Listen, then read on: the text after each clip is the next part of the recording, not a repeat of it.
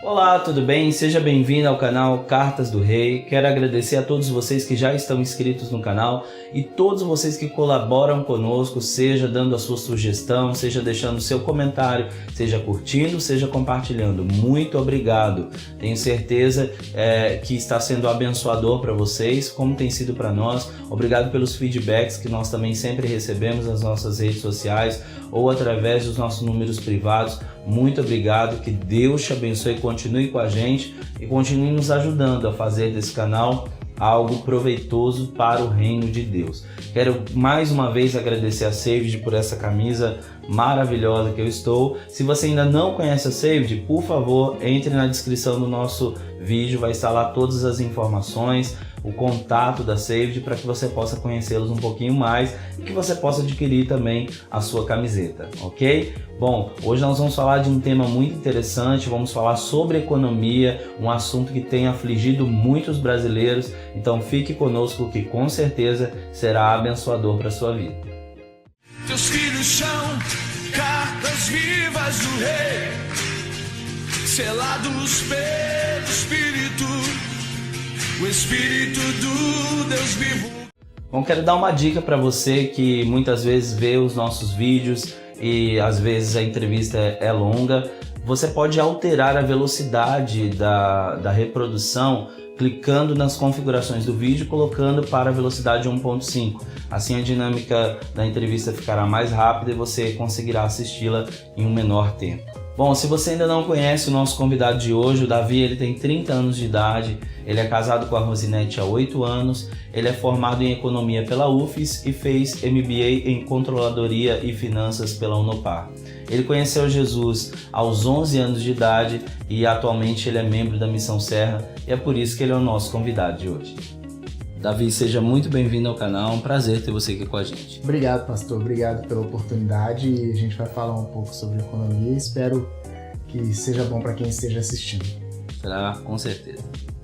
Davi, conte um pouquinho para nós como surgiu o seu interesse pela economia. Pastor, surgiu de uma maneira interessante. No ensino fundamental, eu comecei a estudar história. Eu fui vendo a relação que tinha do homem, né, das pessoas, com os bens materiais, as produções, como fazer as coisas, como ter dinheiro. E ao mesmo tempo, nessa idade, né, aproximadamente entre 11, 10, 14 anos, né, até o final do ensino fundamental, eu passei junto com minha família por algumas dificuldades financeiras.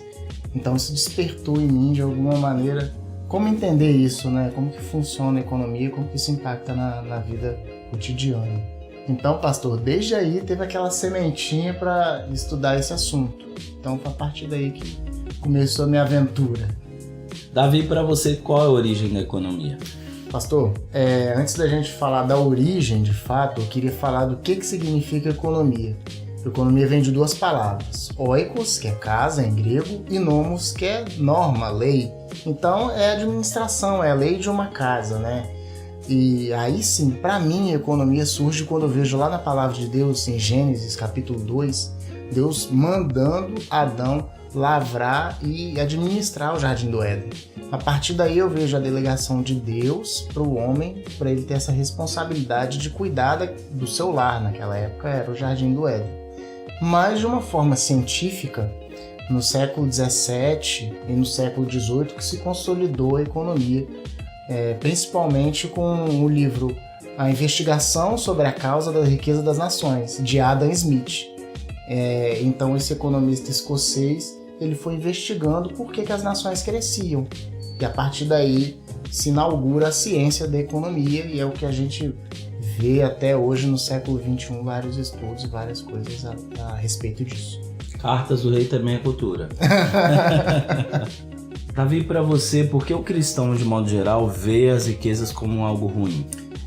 Geralmente, pastor, por uma interpretação equivocada da Bíblia. E também porque por muitos e muitos anos a igreja teve esse estigma, essa questão das riquezas ser associada a algo ruim, a algo pecaminoso, algo que deturpa o coração do homem. Mas em realidade isso não acontece. O amor ao dinheiro é a raiz de todos os males. Ou seja, o amor ao dinheiro. E nesse mesmo capítulo, ele diz sobre como os irmãos devem compartilhar as riquezas, de como os irmãos devem se ajudar mutuamente e de que a riqueza não deve tomar conta do nosso coração. Então, é uma visão um pouco deturpada. Claro que o cristão que tem riqueza, tem dinheiro, ele não é impedido de entrar no reino dos céus, mas ele tem que ter o coração dele firmado em Deus. Como o próprio Jesus diz, onde está o teu tesouro, aí está o seu coração. Então, se o nosso tesouro estiver na palavra de Deus, com certeza o nosso coração estará ali e aí a gente vai se envolver com Deus. A riqueza vai ser só alguma coisa que nos dê base para nos envolver cada vez mais com Ele. É como tudo na vida, é uma ferramenta que Deus nos dá para servir, né? Então Sim. Eu acredito que, assim como o dom, como ministérios, o recurso também é algo que Deus entrega nas mãos de algumas pessoas para servir a comunidade. Isso é como deveria ser a administração dos recursos pelos cristãos. Então a gente percebe que há realmente essa demonização do dinheiro, quando na verdade a gente precisa colocar as coisas em seu devido lugar, né? Então a gente entende sim que o amor ao dinheiro ele é realmente condenado pela palavra, ou seja, quando eu coloco o recurso, o meu trabalho, enfim, acima de Deus, mas eu também preciso entender que Deus derrama sobre nós muitas vezes o recurso, a condição, para que eu possa servir para um propósito, né? E como que seria o avanço de tantas coisas na igreja se não houvessem, até no ministério de Jesus, pessoas que investissem, né? Um exemplo são as mulheres, as viúvas, que eram ofertantes e que mantinham o ministério de Jesus, né? E através dos recursos que elas tinham. Então a gente precisa entender que isso é sim algo que não deve ser demonizado, né? Um exemplo interessante que eu vejo na própria palavra do Senhor é quando Jesus ele vai ao encontro de Zaqueu. Zaqueu, todo mundo sabe, era um homem muito rico, cheio de posses, porque ele tributava os judeus, né? Era uma atribuição muito grande no império da época, mas ele não tinha o seu coração na riqueza a partir do momento que ele encontrou Jesus. Então ele viu naquele homem uma esperança de mudança e daí deixou aquilo que tinha como ídolo para trás e seguiu os caminhos do mestre. Então assim tem que ser a nossa vida com Cristo. Podemos ter dinheiro? Sim, não é errado ter dinheiro, mas nós temos que ter a Cristo primeiro. Davi, ao seu ver, qual a relação que o cristão deve ter com os recursos e os bens materiais? Pastor, ao meu ver e de acordo com a palavra, nós temos que ser mordomos do Senhor. Lá em Lucas 16, há uma passagem sobre isso, em que a administração do Senhor é concedida aos seus servos. Então, da mesma forma, Deus ele faz conosco. Ele nos dá recursos para que nós possamos administrar. E muitos se enganam achando que é só o dízimo que tem que voltar para o Senhor.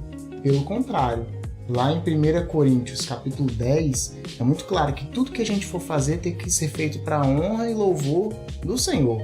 Quer comamos ou quer bebamos. Então a gente está falando de comida e bebida, é coisa básica que a gente precisa fazer.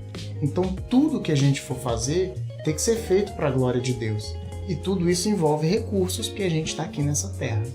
Sim, e tudo aquilo que a gente tem não pertence a nós, né? Como você diz, pertence ao Senhor. Então a gente tem que ter esse princípio de mordomia, né? De administrar e poder levar às pessoas esses recursos e esses bens para abençoar os outros também, né?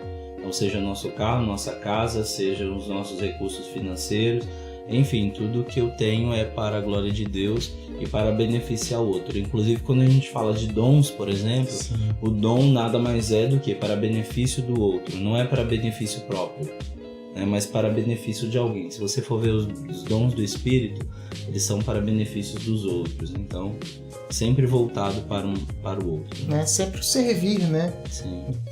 No primeiro momento é servir para mim, mas eu também posso servir aos outros, Sim. Posso ajudar as pessoas que estão próximas de mim. Davi, assim como as ciências sociais, a economia tem várias interpretações, né? Qual você acha que se aproxima mais da visão bíblica? Então, pastor, assim, a economia ela é uma ciência e parte de uma base humana, né? Não tem como a gente falar que essa ou aquela visão se enquadra dentro da Bíblia. Mas a Bíblia tem alguns princípios. Então, eu queria enumerar 3 princípios que podem se enquadrar numa visão, vamos colocar, bíblica de economia, né? Como um cristão deve lidar com os seus recursos. O primeiro é a responsabilidade individual. Desde o Éden, Deus deu ao homem essa responsabilidade de lavrar, cultivar, de administrar o que ele tinha. Até em Ezequiel 18 também é muito claro quando Deus diz ao profeta que a responsabilidade do homem é conduzir a sua vida. Claro que embaixo da direção de Deus. Então o homem ele tem essa responsabilidade. Em Provérbios 6 também é muito claro quando diz: ó, preguiçoso, vai ter com as formigas para trabalhar. Então Salomão também diz essa responsabilidade ao homem. Homem, trabalhe, preguiçoso, se levante da sua cama e vá trabalhar. Então um primeiro princípio que eu gostaria de dizer é esse: a responsabilidade é nossa, a responsabilidade é do homem, é do indivíduo. O segundo princípio é de propriedade privada. Por que eu digo isso? Lá na lei do Senhor já havia isso claro.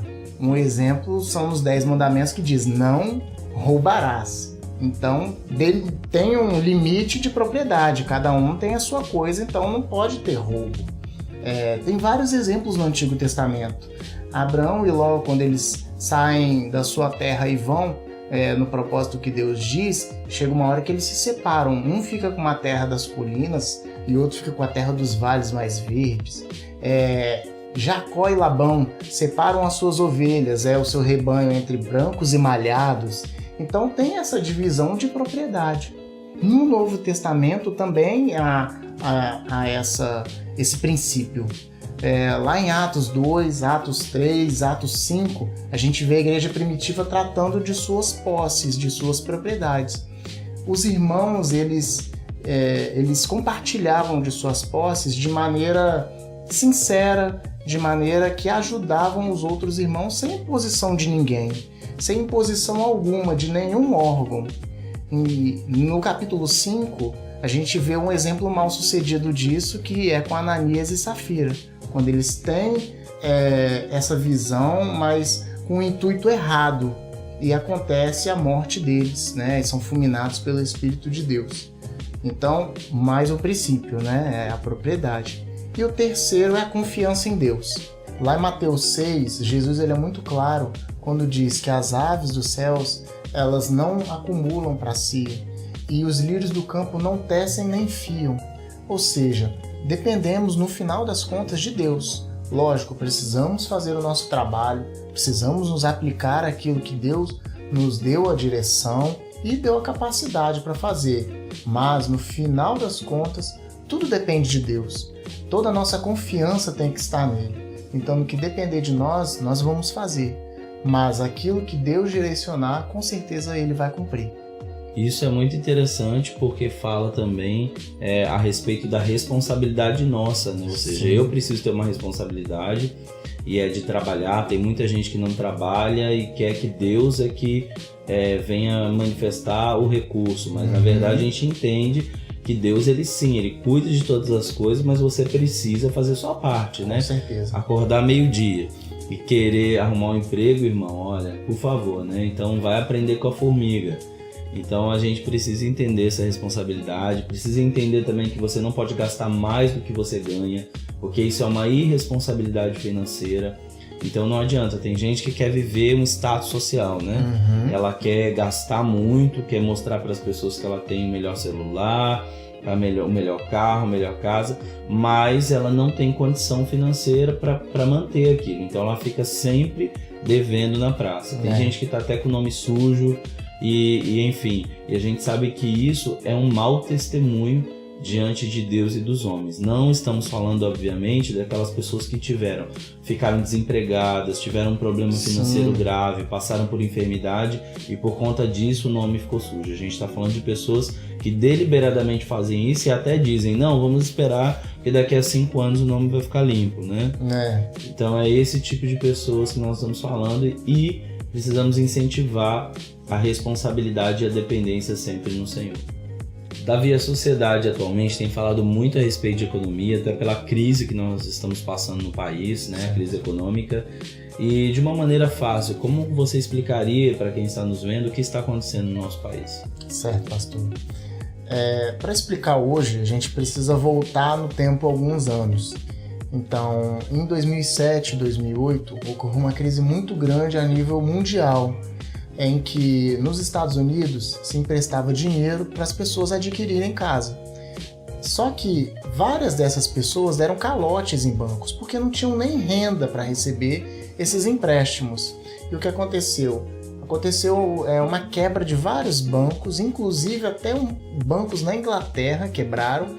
Isso tomou uma proporção mundial. E o mundo se viu nessa época afundado numa crise, afundado mesmo. Só que o Brasil e os seus governantes e os seus ministros pensaram no seguinte: bom, não vamos deixar o brasileiro passar por essa crise. O mundo estava afundado na crise e o Brasil quis escolher passar por uma marolinha nessa crise e continuar navegando. Então o que aconteceu? Aumentou o programa de transferência de renda, aumentaram os empréstimos, foi facilitado condições para adquirir casa, adquirir carro. Quantas pessoas financiaram casas, financiaram carros nesses períodos, nesses anos, mas a gente via que era um dinheiro, vamos dizer, falso, um dinheiro ilusório dado à população. O tempo foi passando e nós começamos a ver o resultado disso em 2014. De que forma? Em 2014, a inflação, que são os preços da economia, começaram a subir, o desemprego começou a crescer depois de um período do menor desemprego na história do país. Então, as coisas começaram a piorar a partir de 2014. 2015, 2016, 2017, o país não cresceu, pelo contrário, encolheu cerca de 3,5% ao ano. Enquanto que lá em 2009 o Brasil cresceu 7,5%. Cresceu mais que a média mundial, que era de 5%. Então, a conta chegou. E o nível de riqueza que o Brasil tem hoje, em 2018, 2017, é muito próximo ao nível de riqueza que existia em 2008, 2009. Só que há uma diferença aqui desses dois lados. Aqui hoje a gente vê cerca de 14 milhões de desempregados, nós vemos a alta dos preços, nós vemos uma carga tributária, que são impostos sobre a nossa população e o nosso bolso aumentando. Então a gente vê o cenário que está hoje. É só a gente olhar pelas ruas. Nós vemos lojas fechadas, nós vemos aumento na população de rua. Enfim, todo esse cenário ocorreu nesse espaço de tempo por uma política que quis mascarar aquele momento anterior. Ou seja, de qualquer forma é um estado ruim, porque nós estamos praticamente 10 anos parados no tempo, né? Digamos assim. Ou seja, de 2009 para cá nós continuamos com a mesma riqueza que nós tínhamos. Então, não houve crescimento algum no Brasil por conta dessa gangorra, né? Sim. Crescimento fictício, mas que lá na frente vem a conta e volta a estaca zero de novo. E aí tem que começar o caminho. Então, teoricamente, é como se a gente tivesse 10 anos parado no tempo ali e nós estivéssemos recomeçando agora em 2018. Talvez com alguns agravantes que, por exemplo, hoje nós temos o país devendo mais do que naquela época. Sim. Antes, o país conseguia honrar os juros das suas dívidas. E hoje a credibilidade do Brasil também, né? A credibilidade das empresas brasileiras, né? Porque por conta de todos esses escândalos de corrupção, a gente começa a ver que grandes empresas que eram multinacionais, que prestavam serviços em vários lugares do mundo, hoje tem uma má influência, né? Ou uma imagem manchada por conta de tudo isso que aconteceu, né? Então também fica difícil dessas empresas conseguirem comercializar como antes lá fora, né? O espaço de exportação delas fica complicado, ou de trabalho, ou de mão de obra, o que quer que seja que elas atuem, né? Também é verdade. Então, atrelado a isso, junto com isso, nesse período a gente pôde perceber a corrupção de uma maneira muito mais fácil.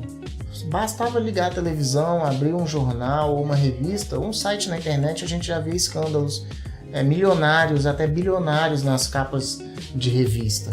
Então, não só a corrupção aumentou essa crise, mas também a má gestão dos recursos. Então, por isso que a gente está num cenário que está hoje, um cenário de crise, tentando, almejando ver uma luz no fim do túnel, né? Então esse cenário de hoje é explicado justamente aí por esses mais ou menos 10 anos de história. Não adianta a gente falar de algo atual sem recorrer ao que vem acontecendo num certo período de tempo. Davi, esse é um assunto bem relevante, bem interessante para todos que estão vendo agora e também estão passando por essa situação como todos os brasileiros Sim. estão, né? Mas chegamos ao final da nossa entrevista. Queria te agradecer, muito obrigado por você estar aqui com a gente e que você fizesse suas considerações finais, uma mensagem que você queira deixar quem está nos vendo agora. Eu que agradeço, pastor, pela oportunidade do canal, da gente alcançar tantas pessoas com assuntos muito relevantes, né? E a minha mensagem final é que nós, enquanto cristãos, devemos ser muito prudentes quanto aos recursos que Deus nos dá, quanto àquilo que o Senhor nos deu como propósito de fazer. Não devemos ficar responsabilizando outras pessoas, devemos principalmente fazer o nosso trabalho, confiar no Senhor e seguir em frente. É claro que há coisas que não dependem de nós, mas o verdadeiro cristão depende de Deus. Então, que possamos orar mais ao Senhor, que possamos fazer a nossa parte, que certamente Ele vai fazer algo que é inimaginável aos nossos olhos e vai ser bem melhor, pode ter certeza. Bom, se você gostou desse vídeo, já sabe, clique no curtir, compartilhe com outras pessoas também para que você possa abençoá-las. Deixe os seus comentários, é sempre muito importante para nós. Que Deus te abençoe, fique na paz e até mais.